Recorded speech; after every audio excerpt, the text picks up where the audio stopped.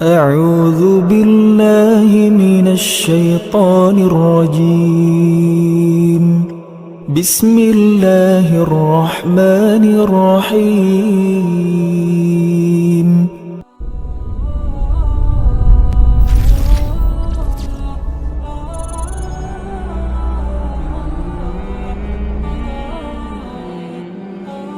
Rasulullah Shallallahu Alaihi Wasallam menjelaskan di dalam salah satu hadis yang sahih, Allah itu kalau jatuh cinta kepada hambanya, ketika Allah jatuh cinta kepada hambanya, Allah itu akan memanggil malaikat Jibril.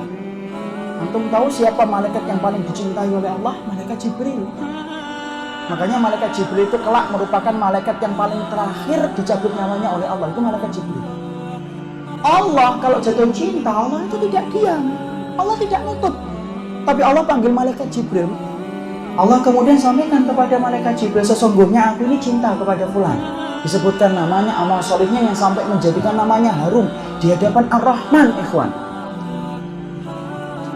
Maka kemudian Jibril mendapatkan perintah dari Allah, cintailah dia sebagaimana aku mencintainya.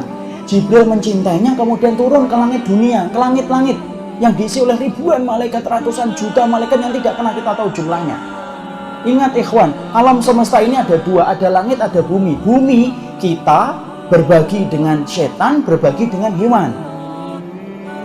Tapi langit, Masya Allah, rapat dengan para malaikat yang tidak pernah berhenti bertasbih kepada Allah. Jarak satu malaikat dengan malaikat itu cuma setengah dirak dalam satu riwayat. Kalau rumah kita kan enggak, 200 meter cuma 2 orang, 100 meter cuma 1 orang. Di langit enggak, penuh, rapat, berdesak-desakan para malaikat itu. Maka kemudian malaikat Jibril mengatakan kepada para malaikat itu, Allah telah jatuh cinta kepada salah satu di antara hambanya karena amal-amal ini. Cintailah dia sebagaimana aku mencintainya dan sebagaimana Rabb kalian itu mencintai orang itu. Lalu kemudian seluruh penduduk langit akhirnya mencintai orang yang dicintai oleh Allah dan malaikat Jibril. Makanya sampai ada seorang salaf yang berkata, kam min majhulin fid dunya masyhurun fis sama, wa kam min masyhurin fid dunya majhulun fis sama. Makanya sampai ada seorang salaf yang mengatakan, berapa banyak orang yang mereka tidak terkenal di antara kita, datang tidak diantar, pulang tidak dijemput. Nah, tidak pernah dicari-cari, tapi menjadi orang yang masyhur di antara penduduk langit. Kayak Julaibib.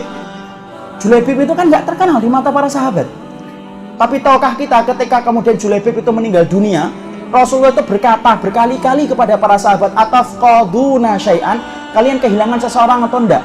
Nafqadu fulan, nafqadu fulan, nafqadu fulan ya Rasulullah. Kami kehilangan fulan, kami kehilangan fulan, kami kehilangan fulan. Tidak disebutkan nama Julaibib. Rasulullah nanya lagi, atafqaduna syai'an, kalian kehilangan seseorang atau enggak? Nafqadu fulanan, nafqadu fulanan, kami kehilangan fulan, kami kehilangan fulan. Tidak disebutkan lagi itu nama Julaibib. Lalu kemudian Rasulullah yang ketiga baru berkata, atafqadu Julaibiban, kalian kehilangan Julaibib atau enggak? Seorang sahabat yang hitam pendek, yang mana para wanita-wanita di Madinah itu menolak kalau dilamar oleh Julaibib. Seakan-akan kalau beliau sebelum ngetok pintu itu dari dalam sudah ngomong, maaf tidak menerima lamaran. Julaibib radhiyallahu anhu. Tapi Masya Allah, ketika beliau meninggal dunia, nikah dengan seorang wanita yang dipilihkan oleh Nabi. Wanita itu menerima, walaupun Julaibib itu tidak disukai oleh hatinya, tapi karena pilihan Nabi diterima.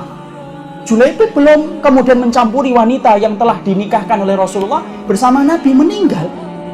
Ketika meninggal, yang pertama kali dicari itu Julaibib. Sampai akhirnya Rasulullah itu ketemu dengan Julaibib, maka Rasulullah itu menjadikan kedua tangannya menjadi kasur bagi Julaibib. Sampai Julaibib berkata, huwa minni wa ana minhu. Saya itu asalnya saya ini dari Julaibib dan Julaibib itu bagian dari diriku. Tidak terkenal padahal. Sama dengan tadi. Berapa banyak orang yang tidak terkenal di antara kita, terkenal di antara penduduk langit ketika amalannya itu mengetok-ngetok pintu langit setiap waktunya. Kenapa? Ikhlas dan itibanya. Dan berapa banyak orang yang terkenal di mata kita tapi tidak terkenal di antara penduduk langit. Kenapa? Hatinya hitam dan amalannya tidak itibak. Makanya ketika para malaikat telah jatuh cinta, apa yang dilakukan oleh malaikat? Malaikat mencintai orang yang dicintai oleh Allah. Ikhwan, dicintai oleh para malaikat. Apa yang dilakukan oleh malaikat ketika mereka jatuh cinta? Disebutkan oleh Syekh Shaleh Munajjid dalam kemudian penjelasan beliau. Lalu beliau menyiapkan sebuah ayat. Innal ladzina qalu rabbuna Allah tsumma istaqamu tatanazzalu 'alaihimul malaikah alla takhafu wa la tahzanu wa absyiru bil jannati allati kuntum tu'adun. Untuk hafal ayatnya. Barang siapa yang mengatakan Rabb kami adalah Allah, kemudian mereka istiqamah, tatanazzal nuzuluhu mutakariron, turun berkali-kali para malaikat untuk menguatkan orang yang istiqamah ketika mereka dicintai oleh Allah. Apa yang dikatakan malaikat ketika turun kepada orang-orang yang Allah cintai karena istiqamahnya? Malaikat itu berkata, ala takhafu, yang kamu takutin apa? Wala tahzanu, yang kamu sedihkan apa? Wa absyiru bil jannah, dan kamu itu telah diberitakan dengan surga.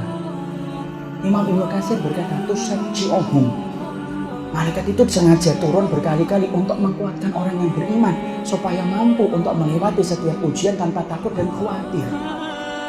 Dan yang menguatkan siapa? Orang yang Allah cintai, malaikat, ikhwan. Antum bisa bayangkan kalau dikuatkan malaikat itu sekuat apa?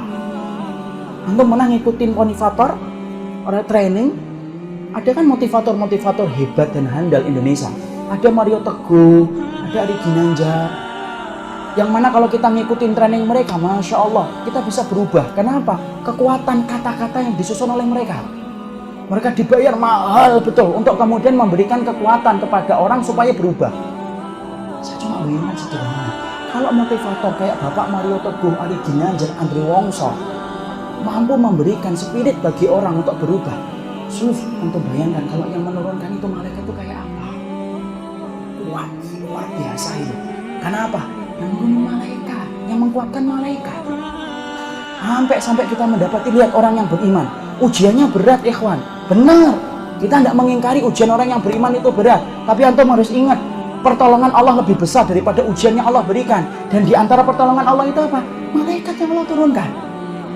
Makanya kalau kita membaca sahabat itu rata-rata tidak masuk akal menurut akal kita. Kenapa? Karena mereka itu dikuatkan oleh para malaikat. Abu Bakar datang membawa seluruh hartanya sampai Nabi berkata, "Mada tarakta li ahlika, yang kau tinggalkan untuk keluargamu apa, wahai Abu Bakar?" Aku tinggalkan mereka dengan penjagaan Allah dan Rasul, ya Rasulullah. Abu Bakar, Umar bin Khattab, saya kemarin ceritakan. Umar bin Khattab, Pak, Masya Allah, orangnya itu idza takallama asma, kalau sudah ngomong keras. Idza doroba auja, kalau sudah mukul menyakitkan. Fa'idha masya, kalau sudah jalan, asra, cepet. Pokoknya beda dengan Umar bin Khattab. Luar biasa itu, Umar bin Khattab radhiyallahu anhu. Tapi antum tahu bagaimana fisiknya? Fisiknya orangnya tinggi, agak hitam-hitaman. Rambutnya agak ikal. Kemudian Umar bin Khattab diceritakan oleh Ibnu Jauzi, di pipinya itu ada garis menghitam. Ibnu Jauzi menceritakan kenapa ada garis menghitam, ikhwan. Bekas rotil buka min khasyatillah, karena banyaknya sering menangis Umar bin Khattab itu sampai bekas di pipinya. Untuk bisa bayangkan sebanyak air mata apa yang diteteskan oleh Umar bin Khattab dan sesering apa sampai hitam pipinya Umar bin Khattab. Biasanya kalau pipi kita hitam apa? Jerawat batu, nggak sembuh-sembuh. Umar bin Khattab, ya Allah, saya ketika membaca lembaran itu cuma husnudon. Kenapa ya para sahabat luar biasa mereka di dalam keimanan mereka? Karena mereka itu dikuatkan oleh para malaikat. Makanya jangan-jangan kita yang sholat malam sudah pasang alarm 10 lewat semuanya. Jangan-jangan kita ini belum dibantu oleh malaikat. Membawa uang 100.000 ke masjid untuk sedekah itu sudah terasa besar banget. Tapi ketika kita bawa 100.000 ke bengkel terasa sedikit banget. Jangan-jangan kemudian kita mawas diri untuk mengukur. Jangan-jangan kita ini belum turun kepada kita ini malaikat. Kenapa? Kalau kita termasuk orang yang dicintai oleh Allah, Allah turunkan malaikat. Dan Allah mengkuatkan hati orang yang beriman itu Allah tidak kuatkan secara fisik, Allah kuatkan secara hatinya. Makanya orang yang beriman itu kadang-kadang badan mereka kecil, ikhwan, tapi hati mereka yang kuat. Berapa banyak orang yang fisiknya bagus, tapi ketika kemudian dia rajin fitness, sholat di belakang imam kepanjangan dikit, kakinya gemeter. Tapi ada orang yang tampaknya kurus, tapi Masya Allah, ketika dia sholat sampai 2 jam, 3 jam, tidak terasa. Padahal makanannya berbeda kualitasnya daripada yang pertama. Kenapa? Allah kuatkan hati melalui para malaikat yang Allah turunkan. Itu yang dikatakan oleh Allah dalam surat Fussilat tadi. Makanya Masya Allah, kisah orang yang beriman itu menggetarkan jiwa. Makanya sampai kemudian dikatakan tidak ada orang yang paling hebat dalam iman kecuali adalah orang-orang yang beriman dan solih kepada Rabbnya. Sampai Allah kuatkan hati mereka.